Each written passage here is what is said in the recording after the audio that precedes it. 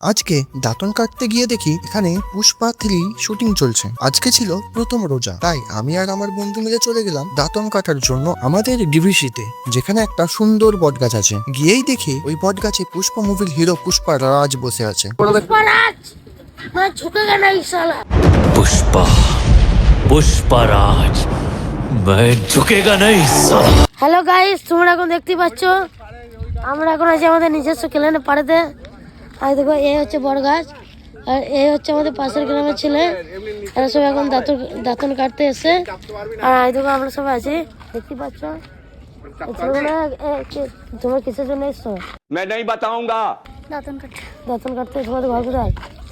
তিনলাম। কোন পাড়ায়? বাউরি পাড়া। হ্যাঁ ঠিক আছে, দাঁতন কাটো কাটো কাটো কাটো। আর এই দেখো এই হচ্ছে আমাদের বড় একটা ছেলে। এই তুমি রোজা রেখেছো?